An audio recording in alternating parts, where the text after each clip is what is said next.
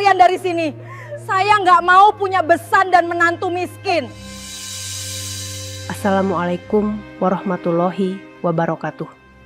Bayangkan, seorang ibu tua dan anak laki-lakinya dihina dan dipermalukan oleh istri serta mertuanya sendiri di atas pelaminan. Ibu tua itu disiram air combran oleh besannya sendiri. Sementara pengantin perempuan hanya tertawa-tawa dan menyaksikan kejadian tersebut. Sang pengantin laki-laki terlihat syok karena ibunya yang ia sayang diperlakukan sehina itu. Hanya karena ibu dari pengantin laki-laki tersebut dianggap berasal dari kalangan orang miskin. Namun anggapan mereka ternyata salah. Tepat setelah ibunya dipermalukan, pengantin laki-laki tersebut mengambil sebuah tindakan yang membuat istri dan mertuanya syok. Sahabat semuanya, sebelum kita mulai cerita ini, mari tuliskan di komentar, dari mana saja sahabat menonton cerita ini. Semoga yang subscribe channel Sudut Hikmah. Kami doakan semoga dimudahkan segala urusannya, dilapangkan rezekinya, disehatkan badannya, dan dikabulkan segala hajat dunia akhirat oleh Allah Subhanahu wa Ta'ala. Amin ya Rabbal Alamin. Sekarang mari kita mulai ceritanya.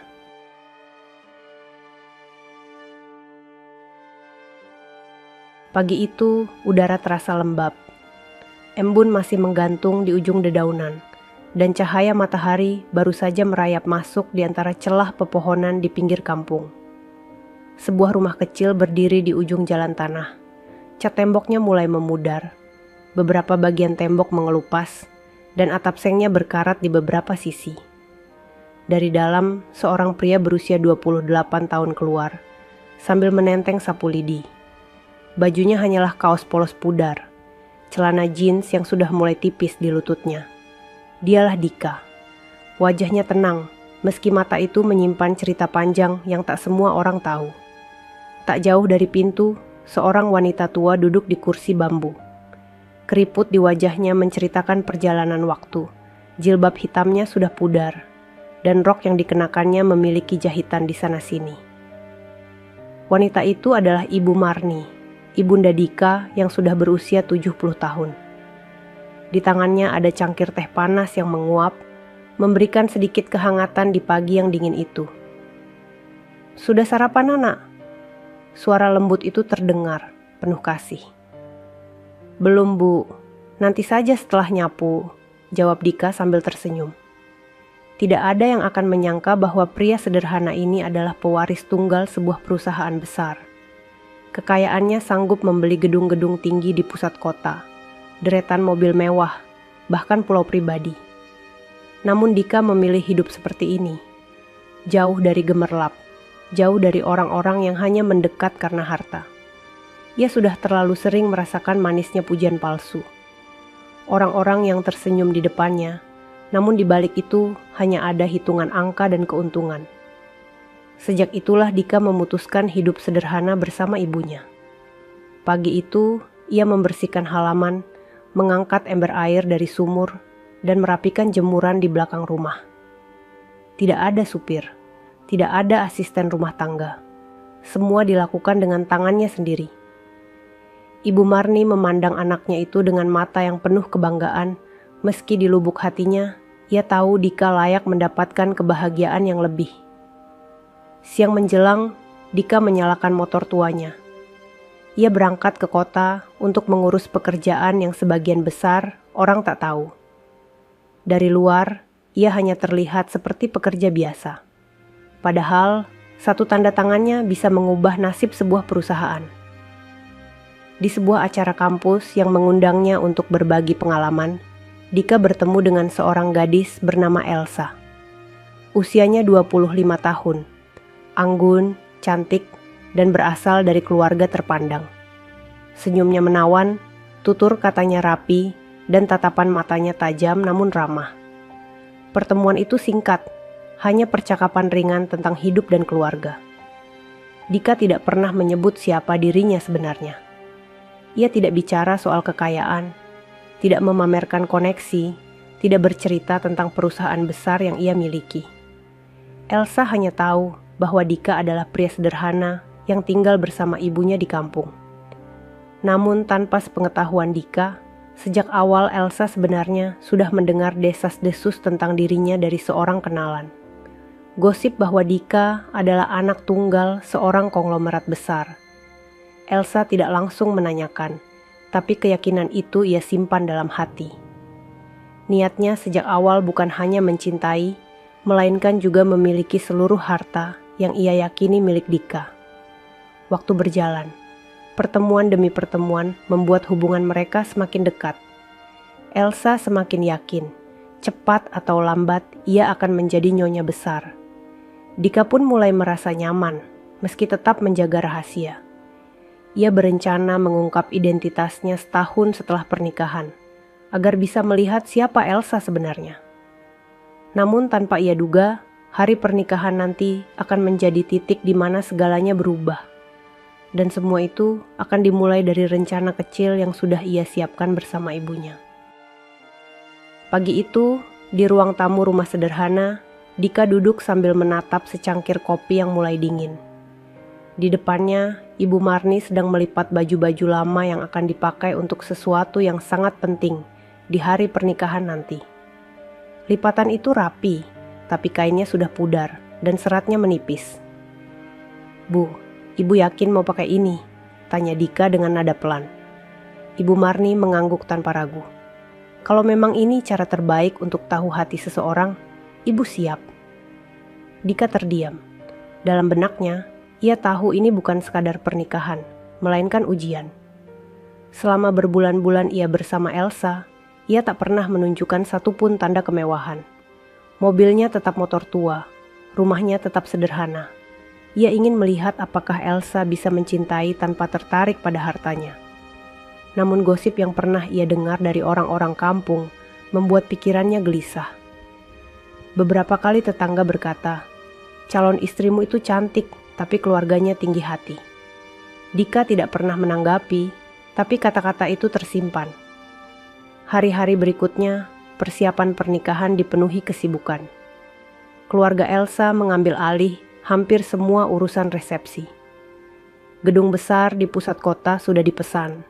Dekorasi emas dan putih mulai dipasang. Undangan dicetak dengan kertas mahal berlapis emboss. Setiap detail pesta dirancang untuk menunjukkan status keluarga Elsa yang terpandang. Di sisi lain, Dika dan ibunya tetap tenang di rumah kecil mereka. Tidak ada pesta pranikah, tidak ada baju baru, tidak ada perhiasan. Semua berlangsung seperti hari-hari biasa. Suatu sore, Dika menerima telepon dari Elsa.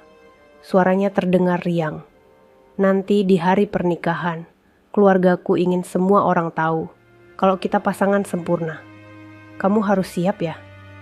Dika tersenyum samar. "Siap, tapi aku juga punya permintaan kecil." "Apa?" Suara Elsa terdengar penasaran. "Aku ingin ibu ikut naik ke pelaminan untuk berfoto bersama kita." Sesaat di ujung telepon terdengar hening. Lalu Elsa menjawab, "Oh, ya tentu saja." Tapi nada suaranya sedikit berubah, seperti ada sesuatu yang ia sembunyikan. Dika menutup telepon itu dengan keyakinan bahwa rencananya akan berjalan. Ia membayangkan reaksi Elsa dan keluarganya ketika melihat Ibu Marni naik ke pelaminan dengan pakaian lusuh yang sudah disiapkan.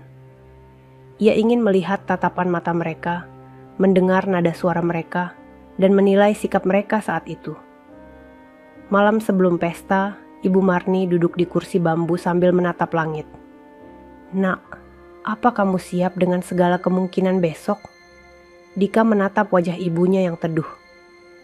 "Aku siap, Bu. Aku ingin tahu siapa saja yang akan tetap memandang kita sama, meski tanpa harta." Angin malam berhembus, membawa aroma tanah basah. Di kejauhan, suara motor lalu lalang terdengar samar. Malam itu, mereka berdua duduk lama, hanya ditemani cahaya lampu minyak di meja.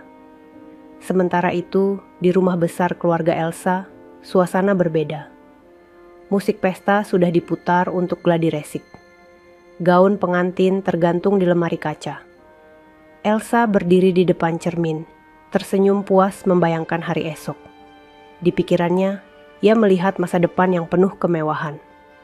Ia sama sekali tidak tahu bahwa besok semua akan berubah menjadi cerita yang tak pernah ia bayangkan.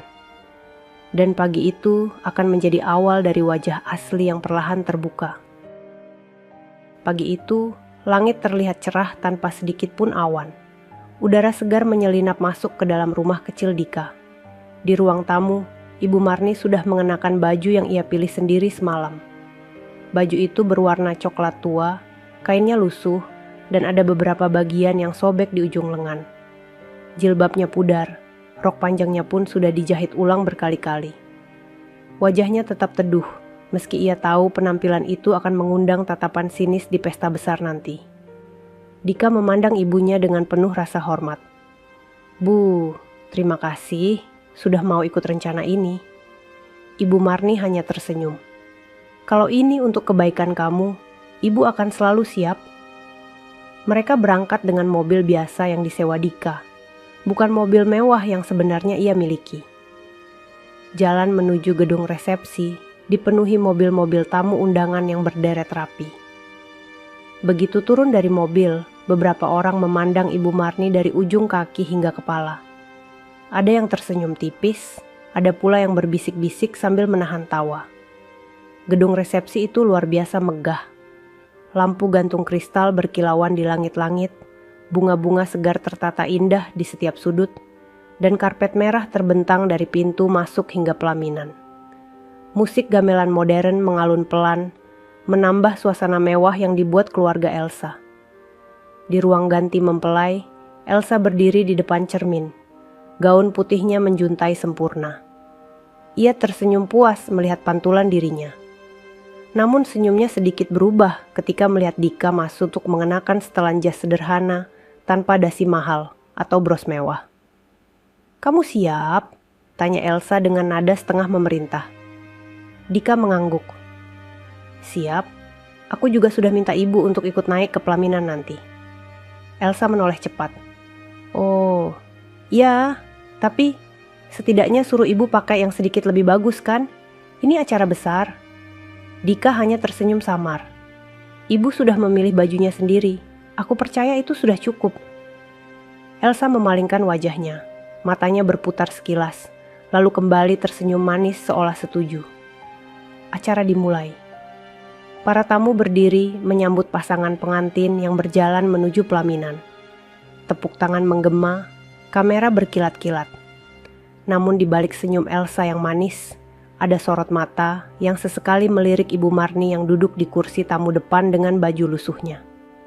Bisik-bisik mulai terdengar. "Itu ibunya mempelai pria? Masa sih bajunya begitu? Wah, jauh banget dari keluarga Elsa." Dika duduk di pelaminan dengan wajah tenang, pura-pura tidak mendengar. Ia menunggu waktu yang tepat untuk memanggil ibunya naik. Setiap detik yang berlalu, ia bisa merasakan bagaimana tatapan tamu, dan terutama keluarga Elsa, mulai memandang berbeda. Di meja tamu utama, Ibu Elsa terlihat gelisah. Sesekali ia membisikkan sesuatu kepada saudaranya. Matanya tak lepas memandang ke arah Ibu Marni. Wajahnya menyimpan ekspresi tidak puas. Dika tahu, sebentar lagi, semua akan terungkap. Dan momen itu akan menentukan bagaimana wajah asli orang-orang di sekitarnya akan muncul tanpa topeng. Acara demi acara berjalan seperti biasa. Sambutan dari keluarga mempelai wanita selesai, doa dibacakan, dan para tamu mulai menikmati hidangan. Musik pengiring berganti menjadi alunan pelan yang menenangkan. Namun di tengah suasana itu, Dika berdiri dari kursinya di pelaminan. Tangannya mengambil mikrofon dari pembawa acara. Suara di ruangan pelan-pelan mereda, semua mata kini tertuju padanya. "Bapak, Ibu, dan semua tamu undangan," ucap Dika dengan nada tenang, namun terdengar jelas di seluruh ruangan. "Di hari yang berbahagia ini, izinkan saya mengundang seseorang yang sangat berarti dalam hidup saya. Ibu saya." Kepala semua tamu serentak menoleh ke arah kursi di barisan depan. Ibu Marni yang sejak tadi duduk dengan tenang, perlahan bangkit. Langkahnya pelan, rok lusuhnya menyapu karpet merah. Jilbabnya pudar dan sedikit terlipat di bagian ujung, namun wajahnya tetap memancarkan keteduhan. Beberapa tamu tampak saling pandang, sebagian menutup mulut sambil berbisik. Itu ibunya, bajunya kok begitu? Wah, mempelai prianya nggak kasih baju yang layak, ya? Elsa yang duduk di samping Dika menegang. Senyumnya kaku, matanya menatap ibunya di kursi tamu utama seakan meminta persetujuan. Namun wajah ibu Elsa justru mengeras, bibirnya terkatup rapat. Saat Ibu Marni sampai di pelaminan, Dika menyambutnya dengan senyum lebar dan memegang tangannya. Semua kamera mengarah ke mereka. Namun di telinga Dika, ia mendengar suara-suara kecil penuh penilaian. "Ibu, terima kasih sudah datang ke sini," ucap Dika dengan nada hangat di depan mikrofon. "Saya ingin semua orang tahu, beliau adalah wanita yang membesarkan saya. Meski kami tidak punya banyak harta." Kata-kata itu membuat bisik-bisik tamu semakin ramai. Elsa menatap Dika dengan ekspresi terkejut. "Maksud kamu, kita ini keluarga sederhana?" Bisiknya pelan namun tajam. Dika menatapnya, lalu tersenyum samar. "Kenapa? Kamu kaget?" Elsa tidak menjawab, tapi tatapan matanya berubah dingin. Ia melirik gaun pengantinnya yang mewah, lalu kembali menatap baju lusuh Ibu Marni. Saat itu, wajah Ibu Elsa memerah, seperti menahan sesuatu yang sebentar lagi akan meledak. Pembawa acara mencoba melanjutkan dengan sesi foto bersama. Namun saat Ibu Marni berdiri di samping mereka, Elsa justru memalingkan wajahnya. Ibu Elsa bergumam cukup keras untuk terdengar oleh beberapa tamu. Memalukan. Dika hanya diam, mengamati setiap reaksi yang muncul. Ia tahu puncak dari rencana ini sudah semakin dekat. Namun ia juga belum tahu bahwa sebentar lagi keadaan akan memanas hingga tak bisa lagi dikendalikan. Musik yang tadi mengalun indah kini terasa hambar. Suasana di pelaminan berubah tegang. Ibu Elsa yang sejak tadi menahan ekspresi, kini berdiri dari kursinya.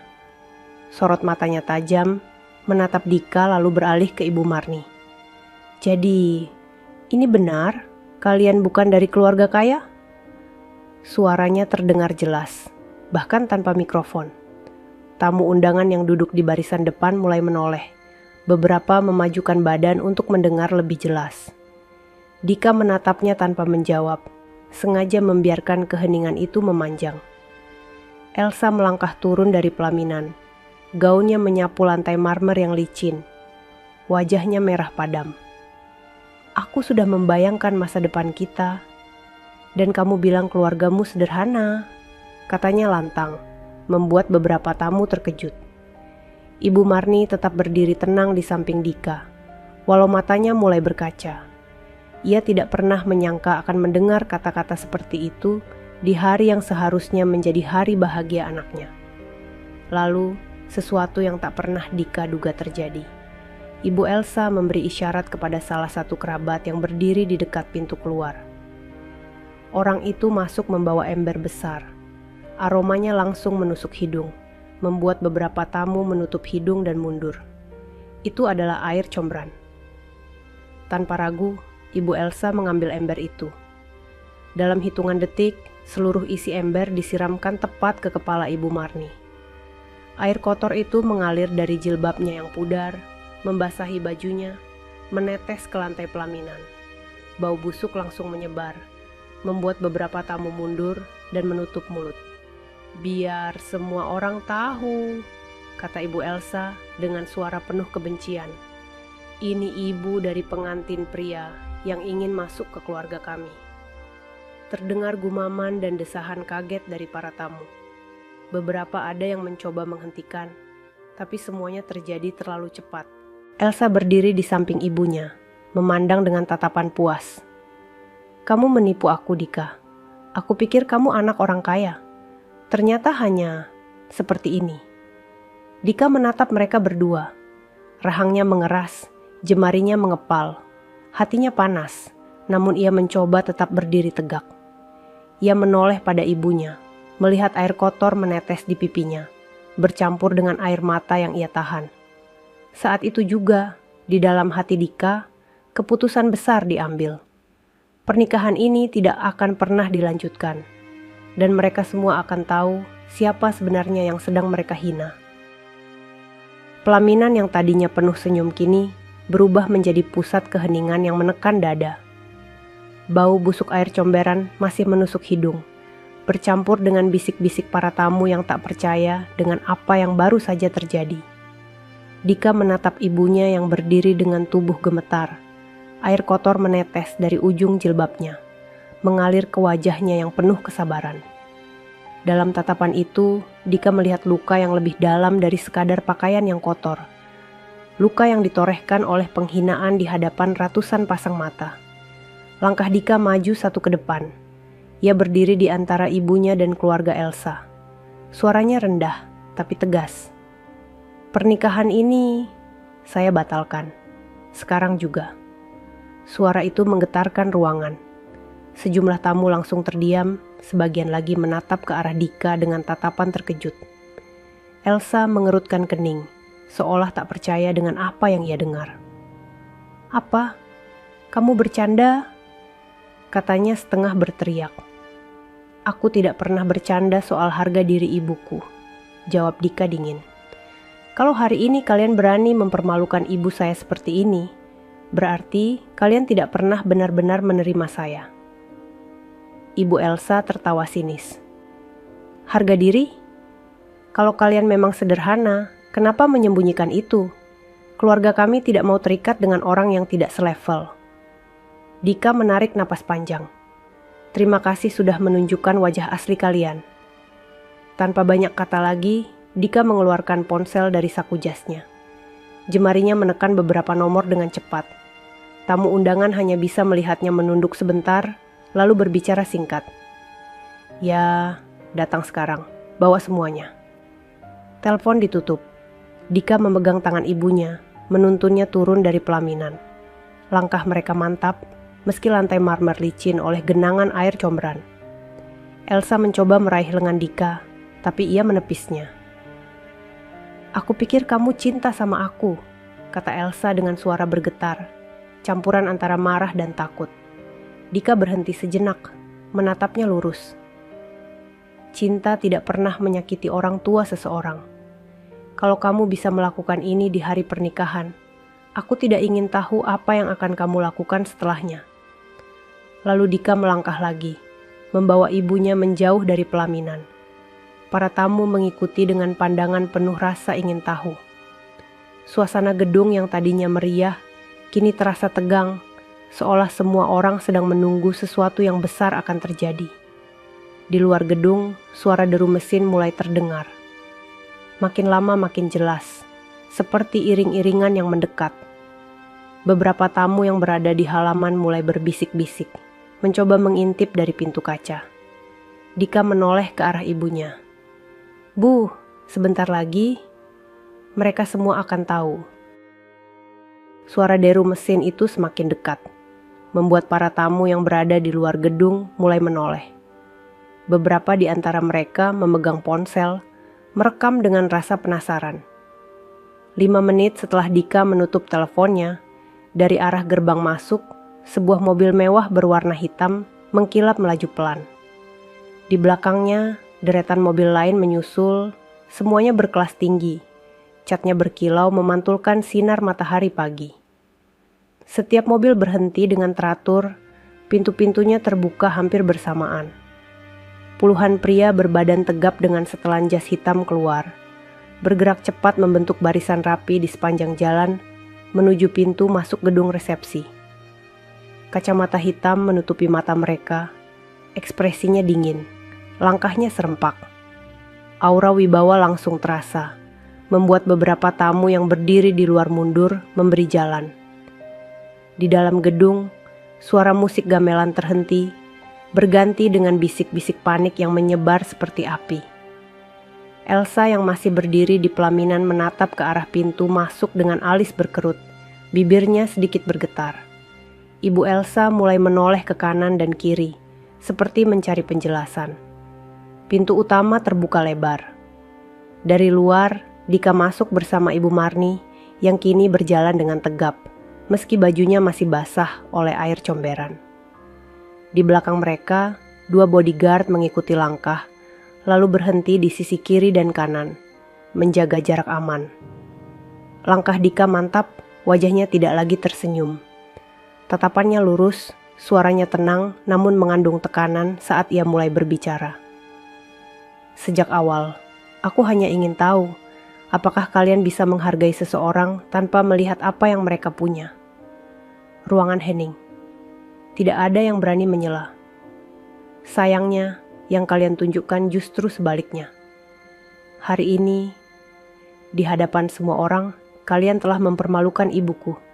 Dan untuk itu, biarkan aku perkenalkan siapa sebenarnya aku. Ia mengangkat tangan sedikit. Seorang pria berjas hitam maju dari barisan, membawa sebuah map tebal. Dika membukanya, lalu memperlihatkan dokumen-dokumen di dalamnya. Logo besar sebuah perusahaan raksasa terpampang jelas di setiap lembar. Aku adalah pemilik tunggal dari perusahaan ini, ujar Dika tegas. Perusahaan yang selama ini menjadi penopang utama bisnis keluarga Elsa. Tamu undangan mulai terkejut. Beberapa terdengar menghela napas keras. Elsa dan ibunya memucat. Tangan Elsa meremas gaunnya. Sementara ibu Elsa melangkah mundur setengah langkah, wajahnya kehilangan warna. Dika menatap mereka berdua dengan tajam. Mulai hari ini, semua kerja sama bisnis kita berakhir. Kalimat itu terasa seperti palu godam yang menghantam lantai marmer. Seperti tersambar petir, Elsa terpaku di tempatnya. Wajahnya pucat, matanya berkedip cepat seakan mencoba mencerna ucapan Dika. Gaun putih yang tadi terlihat megah kini seolah menjadi beban berat di tubuhnya.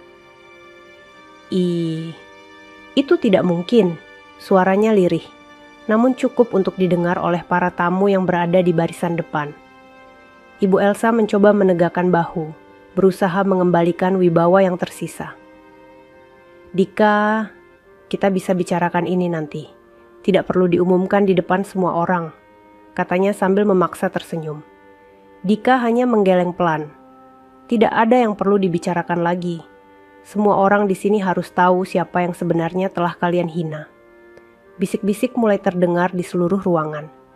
Jadi benar, dia pemilik perusahaan itu? Ya Allah, berarti mereka baru saja mempermalukan orang yang selama ini membantu bisnis mereka. Gila, ini pasti jadi berita besar. Elsa melangkah turun dari pelaminan. Wajahnya panik. Dika, dengarkan aku. Aku minta maaf. Aku hanya terkejut tadi. Aku terkejut atau kecewa karena yang kamu lihat hanyalah baju lusuh, bukan dompet tebal?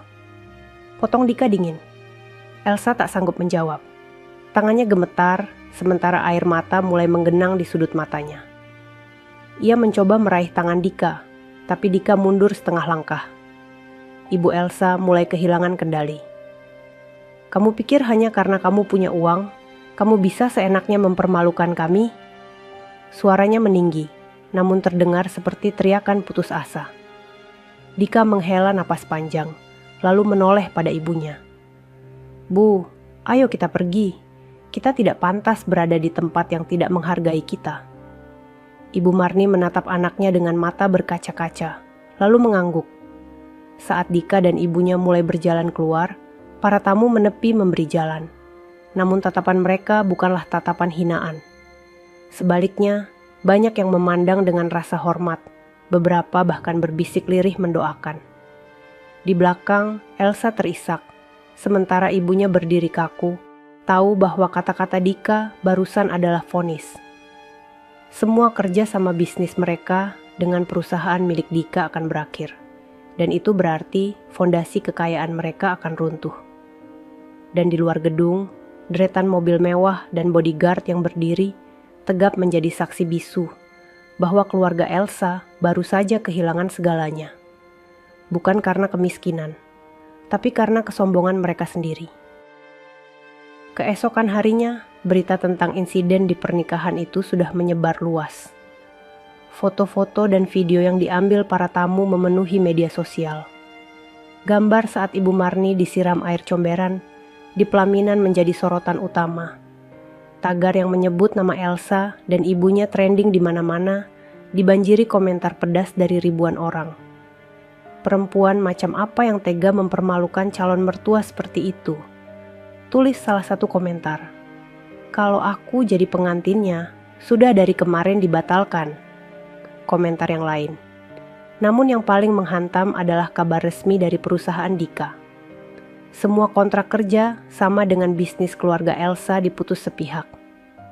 Tidak ada ruang negosiasi, tidak ada tenggat waktu. Keputusan itu langsung berlaku hari itu juga. Efeknya langsung terasa. Toko-toko milik keluarga Elsa yang selama ini mendapat pasokan barang dari perusahaan Dika mulai kehabisan stok. Rekening mereka yang selama ini diisi dari keuntungan kerjasama, kini hanya terisi setengah dari biasanya. Karyawan gelisah, investor mulai menarik diri. Di rumah besar keluarga Elsa, suasana mencekam. Elsa duduk di ruang tamu yang luas, namun kini terasa dingin. Matanya bengkak karena menangis semalaman. Ibu Elsa berjalan mondar-mandir, mencoba menelpon rekan-rekan bisnis. Tapi hampir semua panggilan hanya dijawab singkat atau tidak diangkat sama sekali. Apa yang sudah kita lakukan? Kita membakar jembatan yang kita pijak. Gumam Ibu Elsa sambil menatap kosong ke arah lantai marmer. Elsa menutup wajahnya dengan kedua tangan. Aku cuma pikir dia sengaja menipu aku. Tapi ternyata suaranya tercekat. Ia tak sanggup melanjutkan. Sementara itu, di rumah kecil di kampung, Dika duduk di beranda bersama Ibu Marni. Angin sore berhembus lembut, membawa aroma tanah basah. Meski hatinya masih perih karena kejadian kemarin, ada kepuasan tersendiri di wajahnya. Bukan karena berhasil membalas, tapi karena akhirnya semua topeng terlepas. Ibu Marni menatap anaknya dengan penuh sayang. Nak, kita sudah melewati hari yang berat. Tapi ingat, jangan biarkan kebencian membuat hatimu kotor. Dika mengangguk pelan. Aku tahu, Bu. Aku cuma ingin mereka tahu. Harga diri tidak bisa dibeli dengan uang. Namun jauh di lubuk hati, Dika juga tahu bahwa ini belum selesai. Keluarga Elsa akan merasakan akibat dari kesombongan mereka. Dan itu baru saja dimulai. 2 minggu setelah pernikahan yang berakhir ricuh itu, rumah besar keluarga Elsa mulai terasa berbeda. Bukan lagi dipenuhi suara tawa dan langkah para tamu yang datang membawa hadiah, melainkan sunyi yang menekan. Di halaman, beberapa mobil mewah sudah tidak ada. Satu persatu dijual untuk menutupi biaya operasional bisnis yang kini lumpuh.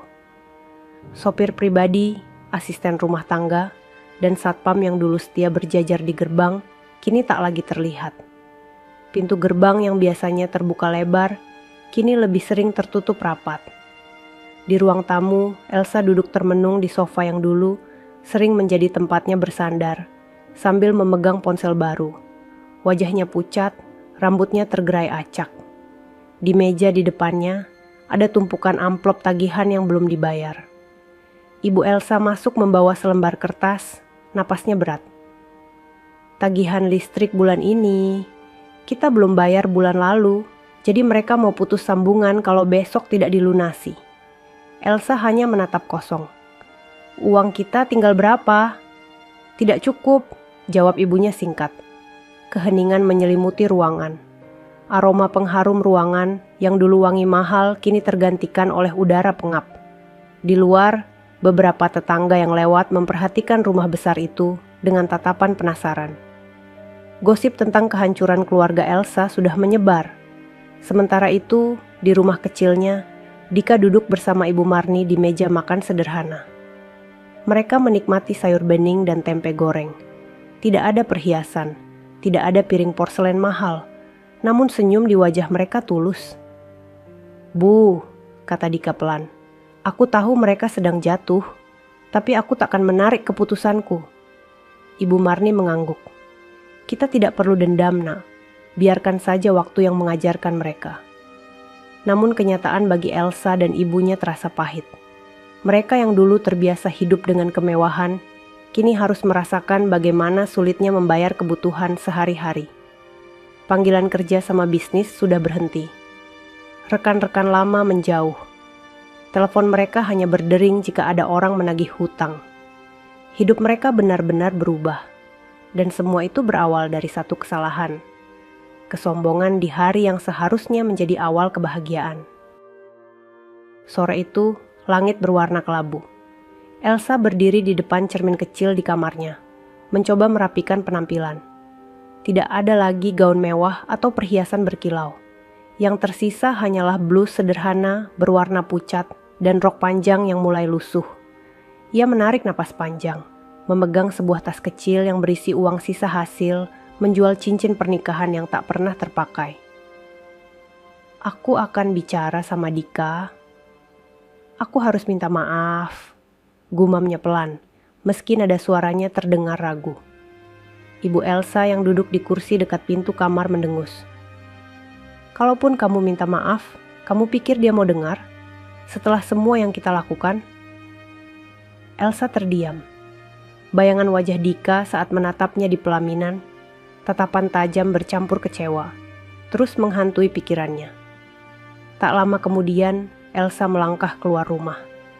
Ia naik angkutan umum menuju kampung tempat Dika tinggal. Perjalanan itu terasa sangat panjang, melewati jalanan sempit, rumah-rumah sederhana, dan suara anak-anak yang bermain di pinggir jalan. Akhirnya, ia sampai di depan sebuah rumah kecil bercat kusam. Jantungnya berdebar. Ia berdiri beberapa saat, mencoba memberanikan diri untuk mengetuk pintu. Ketukan pertama, tidak ada jawaban. Ketukan kedua, tetap hening. Ketukan ketiga, barulah pintu terbuka sedikit, menampakkan seorang pria berwajah tegas. Ia mengenakan seragam hitam dengan emblem perusahaan keamanan. "Maaf, ada perlu apa?" Suaranya datar. Saya mau bertemu Dika," jawab Elsa gugup. Penjaga itu menatapnya dari ujung kaki hingga kepala. "Maaf, beliau sedang tidak menerima tamu." "Tolong, ini penting. Saya hanya ingin bicara sebentar," pinta Elsa, suaranya nyaris bergetar. Pria itu menggeleng. Perintahnya jelas, tidak ada tamu dari keluarga Elsa yang boleh masuk. "Silakan pulang." Elsa terpaku. Kata-kata itu seperti pintu baja yang menutup rapat, membuatnya menyadari bahwa jarak antara dirinya dan Dika kini lebih dari sekadar langkah kaki. Ia berjalan menjauh dengan langkah gontai. Di kejauhan, dari balik jendela, Dika sebenarnya melihat semuanya. Ia berdiri tegak, menatap punggung Elsa yang semakin menjauh. Namun tak sedikit pun ia beranjak dari tempatnya. Hari demi hari berlalu, dan kehidupan Elsa semakin jauh dari bayangan indah yang dulu ia miliki. Rumah besar yang dahulu berdiri angkuh di tengah kota kini mulai sepi. Satu persatu perabot mewah dijual, bukan lagi untuk menambah koleksi barang baru, tapi untuk membayar kebutuhan pokok.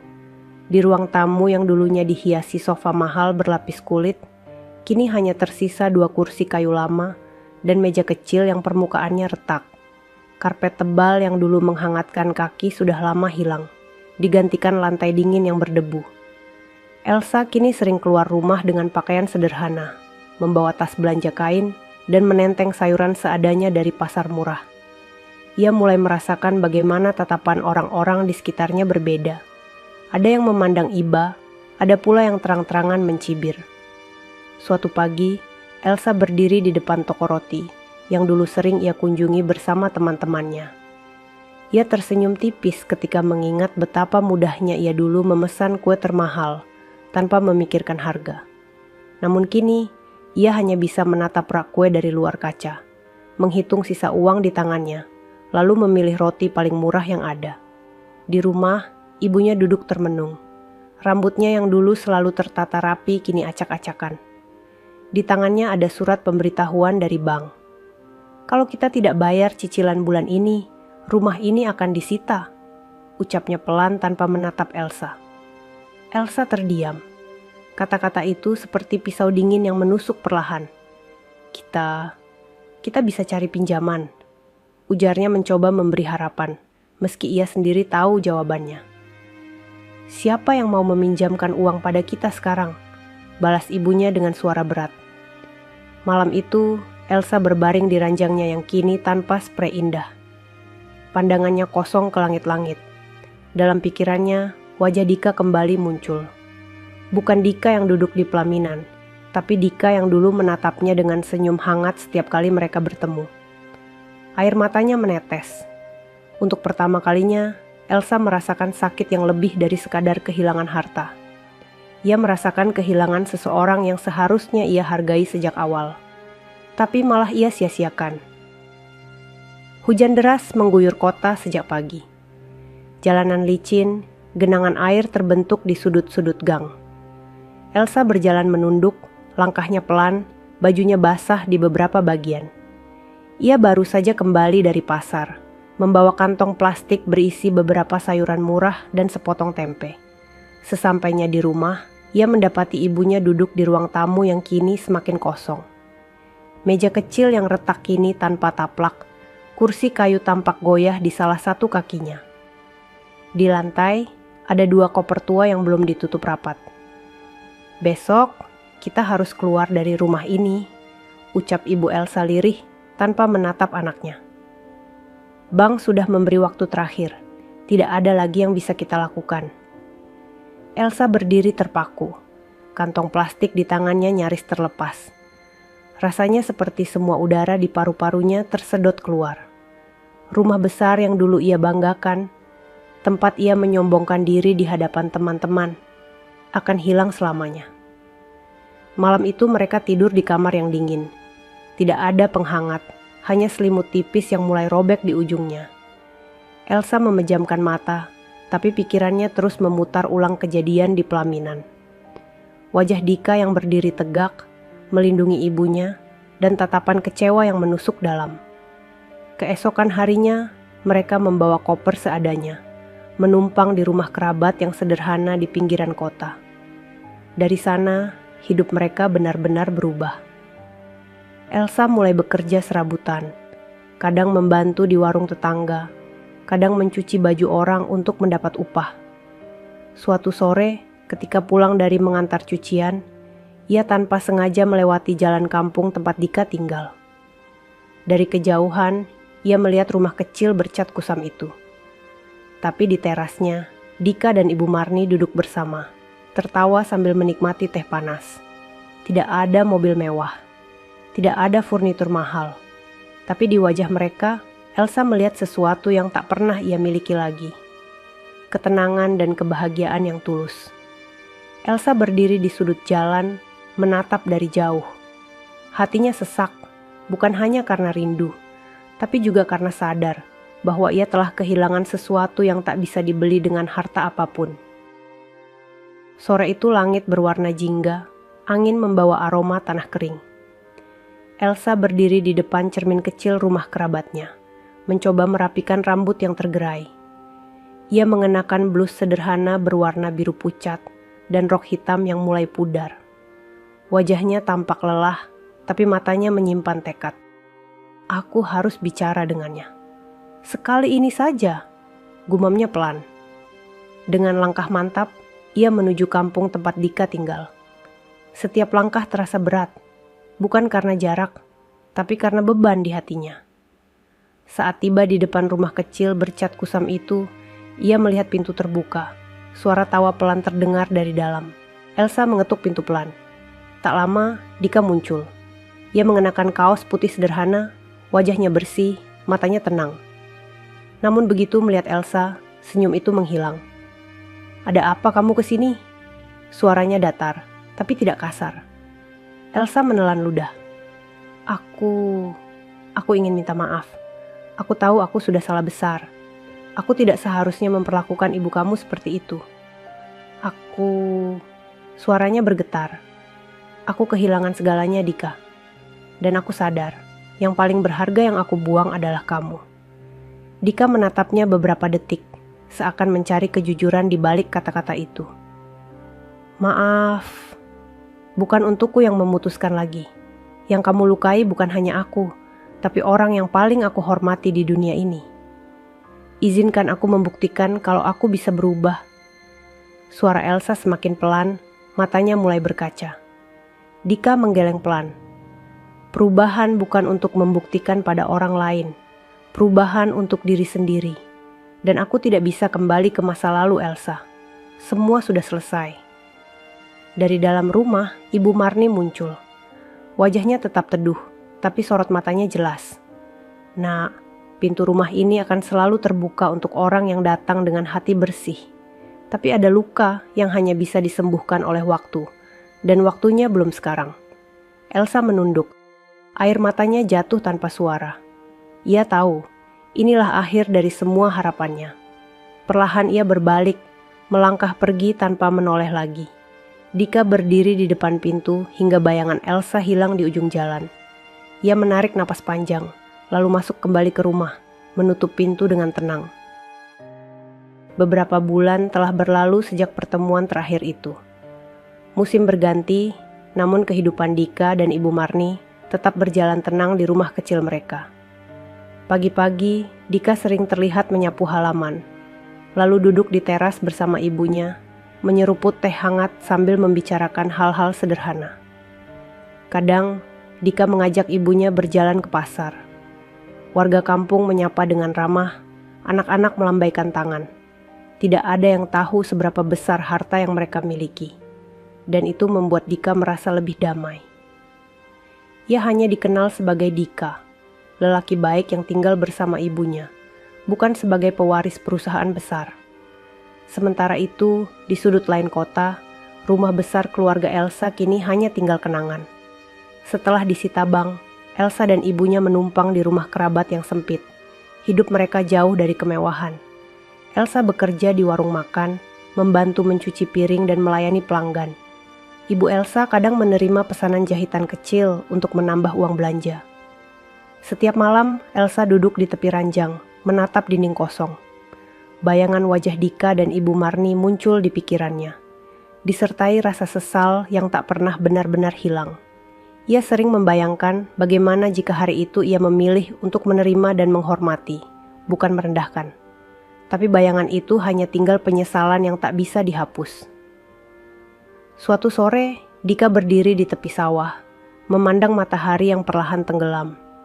Ibu Marni berdiri di sampingnya, memegang lengan anaknya. "Kita sudah melewati badai, Nak," ucapnya lembut. Dika tersenyum. Badai yang justru menunjukkan siapa yang tetap tinggal saat langit kita gelap.